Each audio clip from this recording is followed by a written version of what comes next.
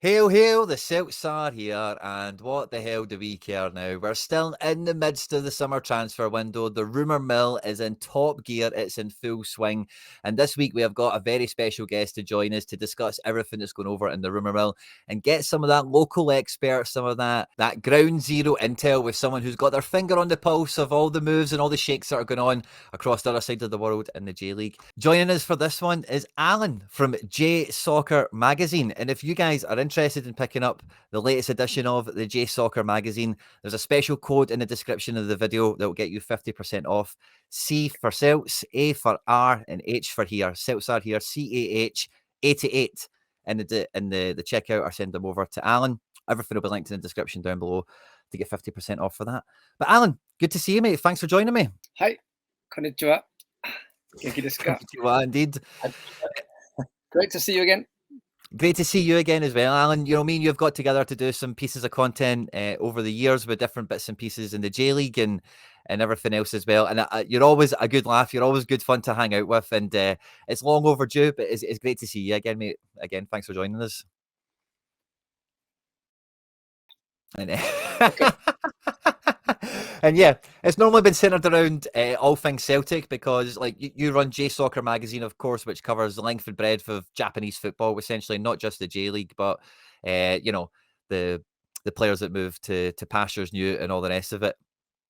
And yeah, Celtic have been a big part of that over the last couple of years, haven't they? With Kyogo, Dyson, Hatate being the main guys, but yeah, we've got a few other bits and bobs to kind of scratch over in terms of what's kind of going on in the market at the moment. But before coming on, you were actually telling me yourself that you met Kyogo in the last 2 weeks or so. Yep, it was nice, great surprise. Well, not necessarily a surprise because most of the Japanese players are in Europe. When they get the time off, they're going to come home. They're not going to sit around in Europe when they can come back here and eat the Japanese food and meet their Japanese people. And it's really good because most Japanese players that go overseas or even to other local teams, they come back and greet the fans and go to the stadiums or whatever. And Kyogo came to Wednesday night Emperor's Cup game back about 10 days ago. Oh, in fact, almost 2 weeks now. And just walked up there, and there he is sitting there, and like, hey, how you doing? And surprised me as well because I've always spoken Japanese to him, but I've always tried to speak English, and he's always said no, no, no, no, or replied in Japanese. And this time, I spoke Japanese to him, and he replied in English. Strange accent for some reason, but. And so, yeah, it was great. So I had a little chat to him, and I said, "What are you doing here? Are you going to greet the fans?" And he said, "No, actually, I'm coming back again on Saturday at the weekend, and then I'm going to greet the fans." So I saw him twice in the last 10 days. So I gave him a magazine. I gave him a couple of these because I hadn't actually given him one, and he signed one as well, which was very cool. The idea is to get Dyson and Rio on the front too, and then put it on the wall. But yeah, he gave him a couple of magazines, and he had a nice chat, and it was very nice. He's always such a nice guy. Kyogo, of course, you guys call him Kyogo, right? Or Yeah. Kyogo. But yeah, it was great to see him. And I asked, I said, "Do you speak French?" He said, "No, I'm not going to bother trying that." And it seems he's on the way. I know it's a Celtic podcast, but the rumor mill is allowed with Bournemouth and Birmingham, Brentford in particular. But then all the bees, Birmingham came along, and I'm very excited if that happens because my brother's living about 150 yards from Birmingham City's training ground.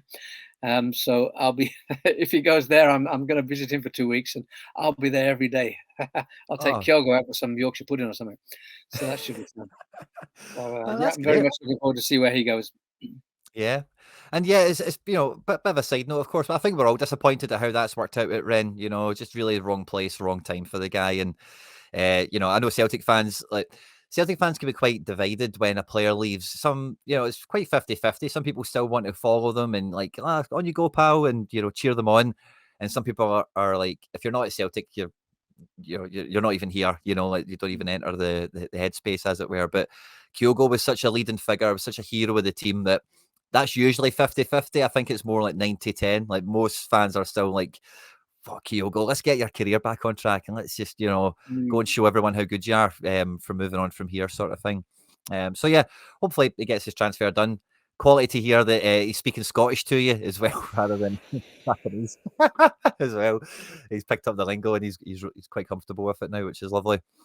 And did I hear you right as well? I'm pretty sure you said to me you might be bumping into Kobayashi in the next week or two. Did I mention that? Oh, I can't remember. We've talked so much. We were on for 3 hours before this, weren't we? I don't tell you that. Yeah, Yuki is in town, so I'm hoping he'll be able to find time. Last time, in fact, before he left, he came over to the house and had a lunch and stuck around. And my daughter's like about the same age, so I was really trying my best. And this was before he went to Celtic, so I wasn't sure that, if it had happened, I'm not sure she would have enjoyed Glasgow so much. But Portugal, that would have been nice, I think. Yeah, for sure. No offense to Glasgow, but yeah, I hope Yuki will come over, or at least I'll get to see him somewhere. And I presume that he'll also pop by the Vissel Kobe at probably the next home game or so, and greet the fans. So that'd be nice.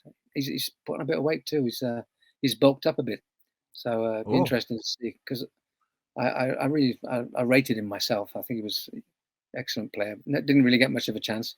I saw him play in a cup game, I think, once, and he seemed to have the opposition in his pocket, and so I was quite happy about that. But then he got enough decent centre backs at the club to make sure that he didn't get his chance, which leads us into something else, I think. Yeah, it probably does, actually, because I remember Kobayashi being linked to Celtic, chatting with yourself, no doubt, around the time, as well as other kind of J-League fans that I'm in touch with. And he really ticked all the boxes. He was tall enough, was good on the ball, played for a strong enough team with like good kind of pedigree around him, and really had all the boxes ticked. And yeah, for one reason or another, maybe I think shell shocked is probably the main way I would describe Kobayashi's kind of like, introduction to the team, where like he did well most of the time, but if it was like, Scottish football artillery long ball was getting chucked at him, it might have been a wee bit of, he needed his head on a swivel and wasn't really as used to that as much.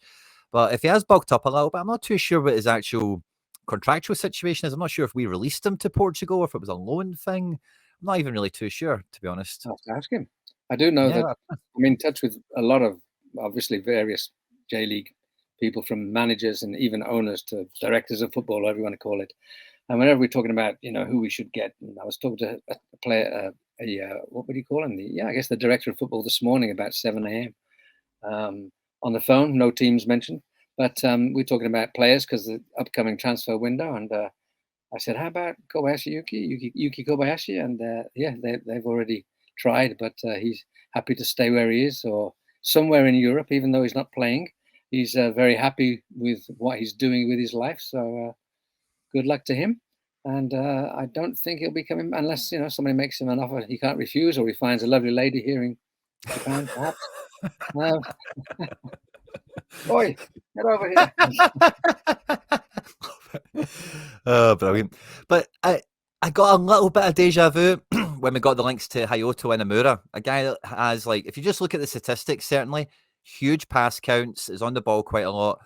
At the other end of the food chain, but with Nagata compared to Vissel Kobe, very much a bottom end team, a minnow kind of struggling against the tide.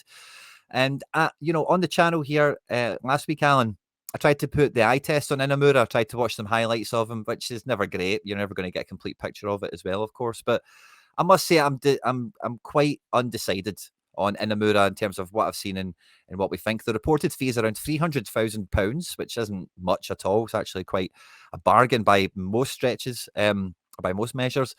Hyato Inamura, Alan, how does he figure in your ratings? I'd have to agree with you. I think it's very sudden. He's a very, very decent player, but he's in a club that's struggling big time, and they always. I mean, it's like, I don't know who you can compare it with in Europe or in Britain, but it's a team that sort of develops players, and then someone comes along and just takes them without, with a small or no fee. And in fact, they've just lost a couple of players. Well, in fact, Inamura seems very likely. I don't think it's set yet, but very likely to move, it seems. If not to Celtic, I'm sure he'll get someone else now, because now that that's in motion. But they, despite the fact that they're losing him, they've just lost another player to a team that are second in the league. And earlier, at the start of the season, they lost their forward to Urawa Reds. So they fired the manager a couple of days ago. Not his fault, was it? But so they got rid of their manager. For me, he's because he's in a struggling team. He hasn't played as much as he could. He usually plays next to a very experienced player called Michael James Fitzgerald, who is Japanese national, but New Zealand international, who's been around. He's seen the world. He's slept with a lady. Sorry, Monty Python just came in there. He's a very good player and a very good leader. So he's played next to him. And also, I'd say the other player that he'll play with sometimes is also a veteran of championships with Sanfrecce, a guy called Chiba. And so whenever he's played, he's had a guiding light next to him, shall we say. And I think he certainly will need that if he played overseas. I think in the case of Inamura, as is the case with many Japanese players, somebody's seen them and somebody's thinking, I'll take it now because he might go somewhere else.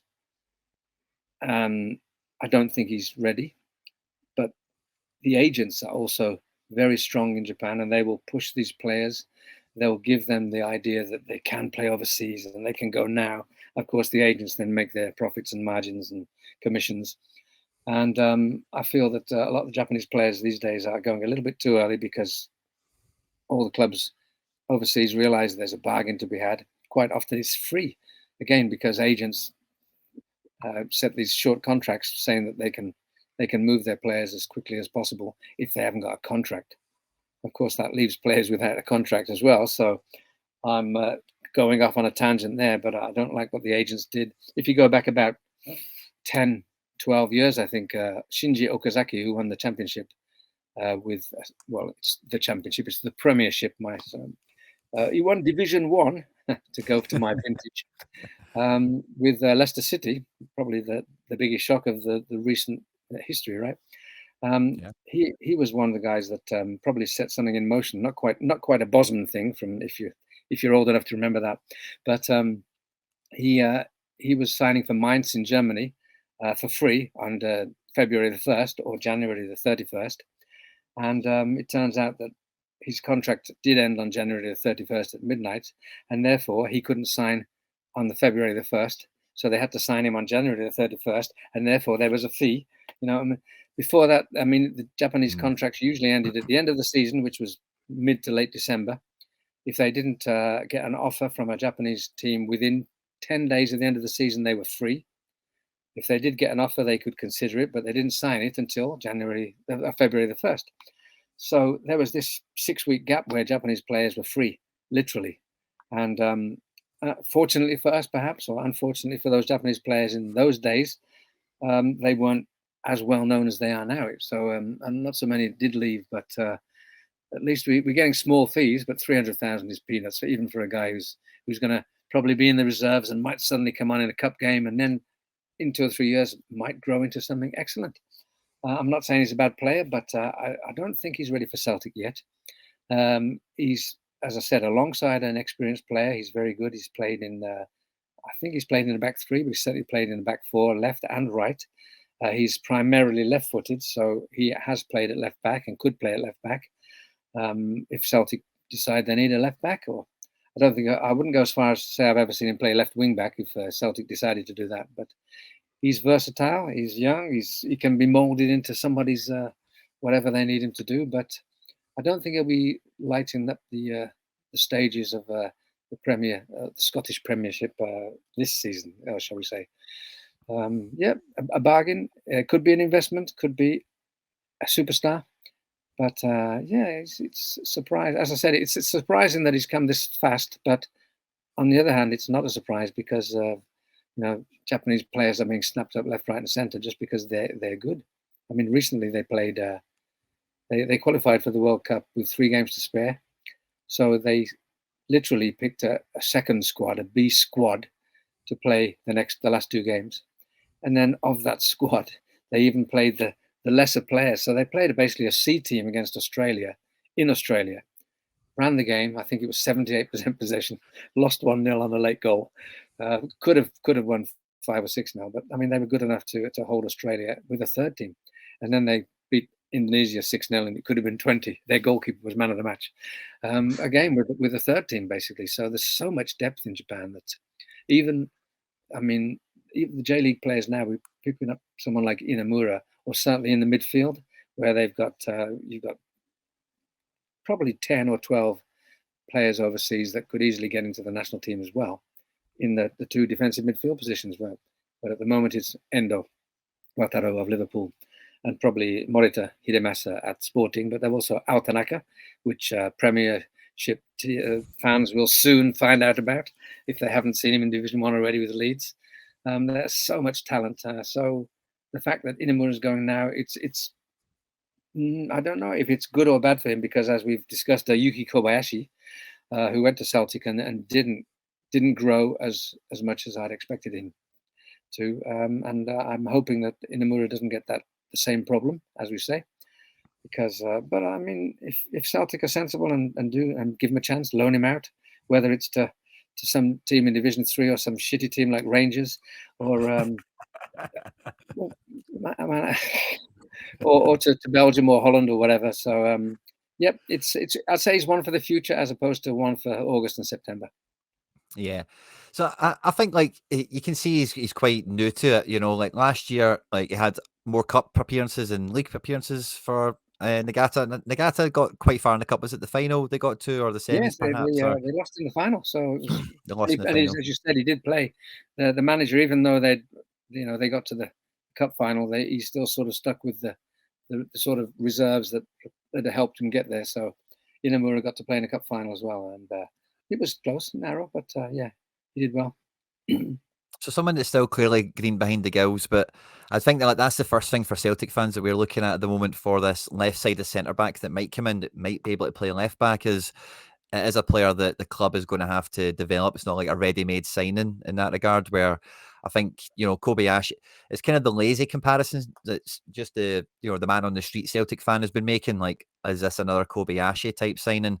And Kobayashi was more established when we brought him in, so it doesn't really point to Inamura being a revelation. Like you've said, this is a guy that's probably going to come here and really like learn his craft more than anything, get like Europe ready, and that kind of guy. So, it's great to hear your opinion on him as well, because the amount of J League that you're connected to and you watch and whatever as well. So good to hear you believe he's got a good amount of versatility.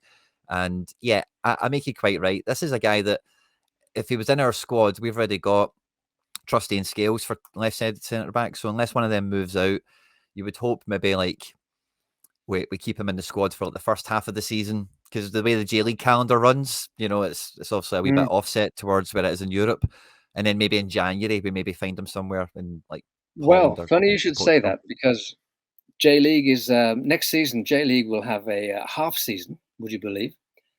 Starting in I think February and ending in June or July, and then they will change over to Europe, same season as FIFA calendar, perhaps.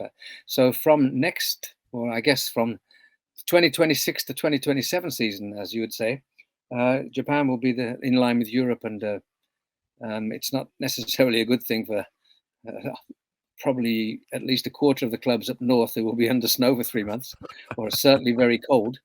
But Japan is very, very similar, I would say, to Britain. I mean, north of Scotland, for example, or Hokkaido, whatever, snow for months. And down south, Cornwall, etc., we have Okinawa, gets a bit of sun, gets decent weather. And in the middle, lots of mountains, lots of rain, lots of handsome people. So, it'll be interesting to see what they do. I mean, even now, and until now, the teams that are way up north, as opposed to Consadole Sapporo, who are in Hokkaido and play in a dome. So even if they're under snow, they play their games in a dome, so it's okay. Cool. But they consider that the fans can't travel to the games either. So in fact, they spend like 2 months of the season training in central Japan, and they have most of their first 2 months or so games away. And two or three other teams, especially it was J2 this season, play, I think the first 7 or even 8 games are all away because they can't play in the snow. And then they make up for it during the season later. So it's going to be a lot worse than that for some teams this year. But not your problem, I know. But yeah, we're changing the calendar, so it's going to be interesting. We'll see. Oh, So by the way, talking of yeah, Inamura Hyato, let's get him right. yeah. If we're going to start, I guess he'll get Hayato on the back of his shirt too, right? If I may plug someone, there's a guy on Twitter and the internet called Ryo Nakagawara. You can find him on shogunsoccer.com. Shogun Soccer, SHOGUNSOCCER.com, shogunsoccer.com. And he analyzes J League in huge depth. I mean, videos and diagrams and everything. And literally, I think yesterday, he released a huge analysis on Inamura. So worth a look. You can find him on Twitter. In fact, I should tell you, let's do this properly and give him a proper plug. I'll find him on Twitter. Anyway, well, Shogun Soccer. Shogunsoccer.com will lead you to his website anyway, and then you can find the various Twitters and Instagrams or X. Sorry, Mr. Musk. X. So, yeah, check out Rio. Let's call him Rio because Nakagawara doesn't fit on the back of a shirt like Van Hessegor or Esselink. You know. So, yeah, check shogunsoccer.com out for a very, very in-depth look at our possible new signing. Yeah, I'll definitely be looking into that myself, and everyone else. Shogun Soccer, feel free to check that one out. And the latest link that we've had from the J League over the last, like Inamura happened, I don't know, maybe about 2-3 weeks ago, but over the last week there's a lot more momentum and a lot more chat coming around Shin Yamada from Kawasaki Frontale. I hope I've got the pronunciations right for you, Alan. And Kawasaki, like from my experience of the J League, is you'll know, like my exposure to the J League kind of began with you, to be honest with you, Alan. So, to my mind, Kawasaki are like one of the boss teams. They're one of the big clubs, and it's really just because of this little period that they've had recently. And I don't know, it did feel when they had that mass exodus of Hitate, Morita, Matoma, and whatever else, they didn't really have like a straight conveyor belt of immediate replacements. But maybe with the defender maybe moving to Tottenham and maybe this Yamada guy, like is Kawasaki kind of, are they emerging again? Is that kind of power force, would you say? And what's your thoughts on Yamada? They've recently changed the manager after a long time. I think 7 years. Oniki was their manager, and he resigned after not winning the championship. I think they won 3 in 4. They'd never basically won anything before then. And interestingly enough, they won. They started winning with their good players, but then they continued winning even though players were leaving. And they did. I mean, Hatate, of course, to Celtic, Mitoma. I mean, they have done an excellent conveyor belt system. They've got a good, Mr. Oniki, but it's not just him because they have all Japanese teams have excellent roots, high schools and under 12s, under 14s, and I mean, it's part of the league rule to get a license to even be in the J League. Teams need to have certain things going on around them, including kids teams, kids coaching, even adult teams like over 50s or over 60s, people involved. They must go to visit schools and shops and things and work as a policeman for a day and direct traffic. I mean, it really is part of the community. So all the teams are part of the community. And Frontale, they sort of petered off a little bit, and the manager resigned, and he's now a manager of Kashima Antlers, who are top of the league. So he's doing the right thing right now, I suppose. But Frontale took on a manager who was known for being very defensive. Managed Avispa Fukuoka for about 4 years, and this was a team that was coming like bottom half of the table, but the best defense kind of thing. And they were drawing 0-0s and winning 1-0s for years. And I was expecting him to come in and Kawasaki Frontale would suddenly become defensive. And no, he's completely changed. Games are 3-2 and 4-2 and whatever. So it's interesting to see what they've got. But I think that they're lacking forward now. And last season, Shin Yamada was a revelation. And the operative word there is last season. He was noted by many teams overseas for his performances last season. And he was basically fighting with a Brazilian import called Edison to come in, and they were sharing the positions. Frontale were known for not if they buy a foreign player, they usually take 6 months to blood him in, and it was the same with Edison. And this season, Yamada has very much slipped off. I don't know whether the chance of a move overseas went to his head, or the chance of a move overseas that was perhaps denied or didn't happen upset him a little. So he's been very, very average this season. He shared position again with Edison, and Edison was literally settling in very nicely. Typical Kawasaki Frontale player, a year in, finally settling in, scoring goals, running hard, did his knee, out for the season. So Yamada is in because they've got no one else basically at the moment. And he's not quite producing the goods. The rest of the team are doing well around him, but he hasn't done anywhere near the numbers that he did last season. So I think I tweeted literally today or yesterday, today, that Yamada is rumored to be moving overseas and to Celtic perhaps, and I wonder if they've seen him this season. So, which was, a little cruel perhaps, but we saw what he could do last season, and he's not shy and he's not small. I mean, he can be the bull in the china shop. He can be the battering ram. His finishing is or was excellent. So the player is there. He just needs more confidence to come back. Good management, good service. Hatate, for example, Daisen Maeda. I'm sure they can supply him nicely. So it'll be interesting to see if he goes through, because he could have gone last year, but as I said earlier about a different player, it might have been too early, and I think it's good that he didn't go last year.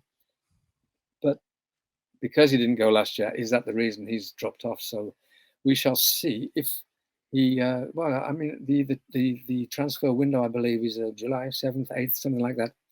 And then for Europe in particular, it's till the end of August, is it, or close by? Yeah. So there's plenty of time. It doesn't have to be next week or the week after. What'll be interesting to see, and for to go back to something that we discussed earlier, Japan is playing in the EAFF, the East Asian Football Federation Championship next, not next week. Yeah, I guess 2 weeks' time. From the 7th to the 19th, they play with Korea, China, Hong Kong, and Japan. Will play 3 games amongst themselves, a mini league to see who's the best. And whereas I think Korea, China, and Hong Kong pretty much always send the best players, although I think Sonny of Spurs probably gets a break. But they usually send very strong squads. In Japan, just like the Olympics, where they don't use overage players, they will choose only players based in the J League, and probably at least half the squad will be debutants or players like who played in that second or third squad that played in the World Cup. So anyone wanting to see the future of Japanese players and some other decent players could be getting hold of some dodgy stream and watching the EAFF as well. Lots of young Japanese players will be there. Yeah, well, I look forward to that. Maybe Shin Yamada might be one of them. I would say the only thing time-wise, Celtic, we kind of want to do business before we've got a Champions League qualifier to do. And I think we've had a little spurge of business recently, and I think a lot of it is, like, this will be our pre-qualifier business, and then we might do some, once we know we're in the Champions League, maybe go spend some big cash elsewhere. I just wanted to put on screen Yamada's performances, his ratings out of 100. This is from last season that you had mentioned, Alan. He was much more effective last year. One thing I did notice when I looked at his performance last year, because you're the second person I'd heard saying such a thing, that have they seen him play this year? And one thing that grabbed me from last year is he makes a lot of he does start games and score, 2 goals against Kashiwa, 2 against Vissel, 2 against Tokyo on the bounce there. There is a lot of appearances from the bench, and this is all last season, so a good goal spread, as it were, but wasn't a guy that started every week necessarily. And then when we have a wee peek into this season so far, from February here on the chart, as you can see, it's not quite been as free-flowing as this year. You gave us a little bit of insight there into his style, that he can be quite physical, can be that bull in a china shop, has good finishing. As Celtic fans, I think we're still waiting for a Kyogo replacement. Is he a Kyogo type? Could he be Kyogo level? How do you think of Yamada in terms of where he could go or what he is style-wise? Can anybody be Kyogo level? Oh, I love it. I love that young man. I think it's a completely different player. I mean, Kyogo was one that got the ball through the channel, ran onto the balls, had the speed, ran the keeper, could run from the halfway line. I mean, I think Yamada is more of a real centre forward from what I've seen. Will wait for the ball. He's decent in the air as well. He will get the ball on the edge of the area and shove off a player and take a shot. he'll finish well when he's in the 6-yard box. Not quite a Gary Lineker, but he'll be okay. You know, showing my age again there. Can I think of something more relevant? But not quite a Dyson. So yeah, I don't think he's not at all like Kyogo. That's not necessarily a bad thing, of course. And Japan in particular are missing a centre forward. Japan always, but 99% of the time they're playing with a false nine, for want of a better word, a 4-2-4-0, a 4-2-3-1. But that one is rotating the other three, and all four of them are basically attacking midfield players, which is and Japan has so many to choose from. It's incredible. But Yamada's more of that lone man at the top that could come good finish. He needs the crosses from the wingers, but no, I wouldn't compare him to Kyogo at all. So, but that's only physically and speed-wise and the way he plays. Whether he becomes as good as Kyogo on the statistics is another thing. Interesting. No, so that's very interesting to hear. Very insightful. Because Kyogo is quite a unique style player, you know. And on that kind of vein, one player I thought would be a great shout for us to replace Kyogo in terms of actual profile or whatever would have been somebody like Junior Ito potentially, who's in a bit of a funny spot in France at the moment. A wee bit older, not quite the same player or whatever, but so interesting. You see him more as a striker, someone that will complement wingers better. Like if wingers are feeding the box, see someone to keep that could I could see how that fits into the squad quite comfortably. I just wanted to get your thoughts when I did the eye test on Inamura last week. The top player that I thought, looking at, you know, I've not followed the J League as closely for the last 2 seasons, probably. Alan, as you probably know yourself anyway. But when I look at the defence, if Celtic are going to look to reinforce defence, Kota Takai, who looks to be on his way to Tottenham, is the one that clearly jumps to the top of the list. But beyond that, one player that I thought was quite interesting was Jonosuke Suzuki of Shonan Belmar. I was just wondering what your insights are on him. Any thoughts or feelings? You mean Shonan Belmare, right? Yes, that's what I meant. Of course, yes. Junosuke Suzuki. It's funny how foreign people can always get Suzuki, Kawasaki, Honda correct. I'm not sure why. Junosuke, well, it's very interesting because Shonan Belmare have a manager who pretty much believes that any player can play anywhere, and they sometimes you'll find Suzuki or any of his players. The guy who played forward last week is suddenly playing in the left wing, or the right back will suddenly be playing right wing back and even forward, and then he's in the center of the back three. So I mean, they're very mobile, and the positions that they have, it's a very good thing by the manager. But Junosuke, I won't call him Suzuki because there's so many of them. He's got a good engine. Oh, sorry. But yeah, he's very decent. He got his first. You're a bit slow there, weren't you? Yeah. Got a good engine. Always plays on all cylinders, etc., etc. He played for the first time in the Japan second and third squad that I mentioned about 4 hours ago. And I would hope that he gets to play in the coming tournament as well. So it will be good to see if he gets another chance, because he didn't do badly in his games, I think, for Japan. So I like him. Again, I'm not sure he's ready for the Premier League or Celtic or whatever, but I'm sure he's already on the radar of Belgian and Dutch clubs and the like.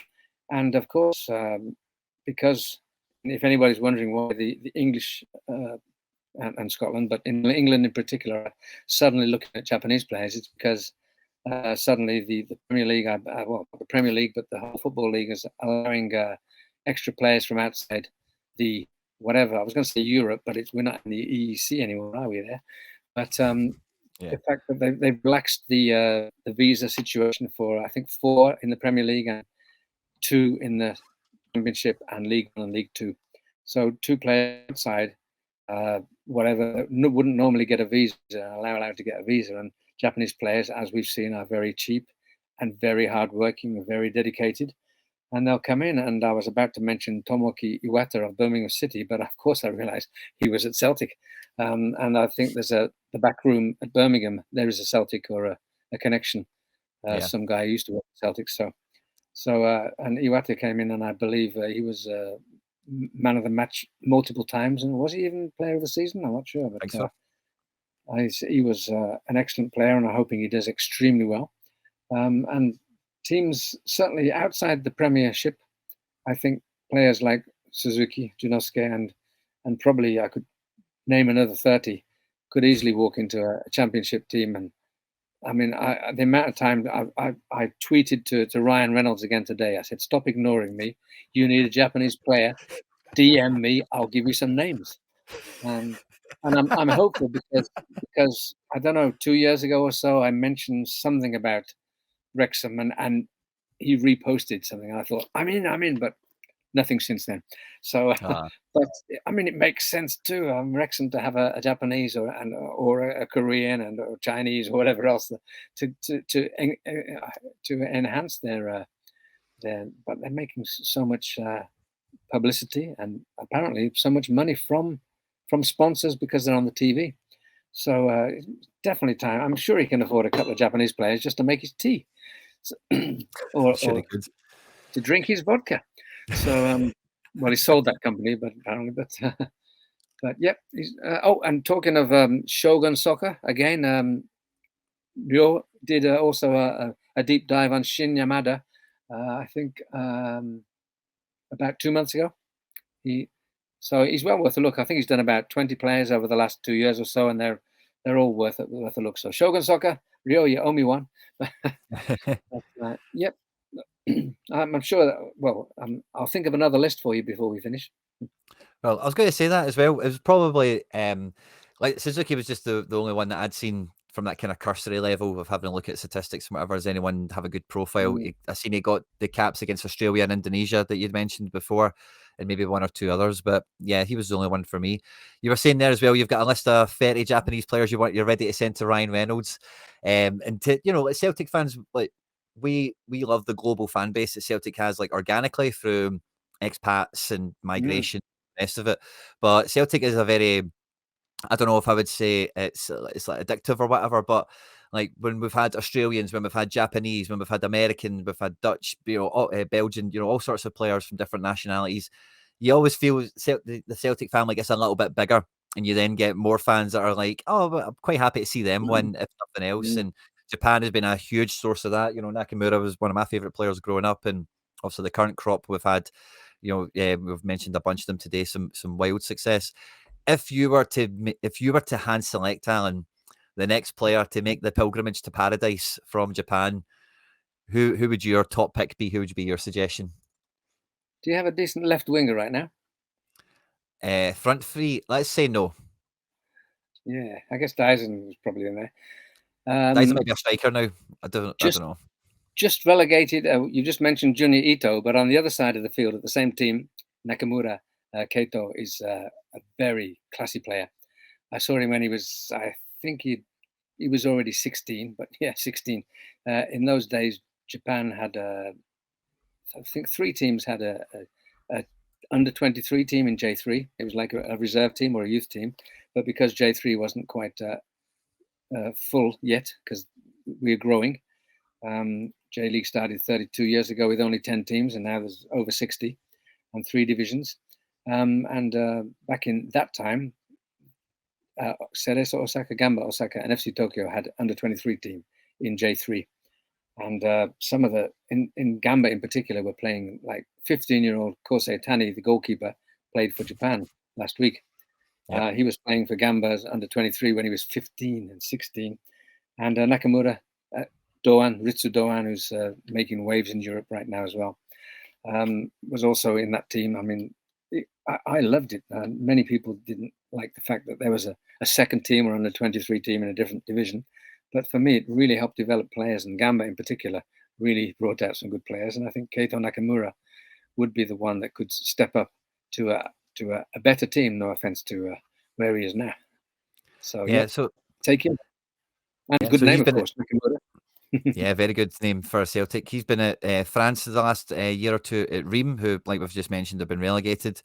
And in the French league, this is pretty good going for the most part. A regular Japan international as well. And before that, he was on. I don't know if he was on loan. No, I think they owned him, but he was in Austria prior to that. So a guy that's been around Europe for a little while at the age of 24, you know, so definitely some good miles on the clock. Definitely a pretty good shout. And correct me if I'm wrong, but I think in Austria he was a bit more central, wasn't he? He wasn't like a wide player. He was maybe a bit more central. I don't know if I'm remembering that wrong. Yeah, well, I think they played him everywhere. I mean, he's very right-footed actually. So, but Junior Ito is already at Rem, so he didn't play there anyway. And Japan is very much playing him on the left wing now. But yeah, he's played right. I think he's even played centre forward and in the hole, for want of a better word. So I think he can pretty much play anywhere up front there. And yeah, he's good. I'll think of someone else. Well, I was about to say Altanaka, but I don't think Leeds are going to let him go. And he's already in Europe, of course, anyway. So he's already in the islands, or the Isles. Yeah. But there's plenty. Morita, we mentioned him, and you mentioned him earlier as a graduate from Kawasaki Frontale, about the same time as Mitoma. Morita Hidemasa has just won the championship with Sporting Lisbon. He is a very solid and not averse to a little malice and leaving a foot in midfielder that will do very well in Scotland, I think.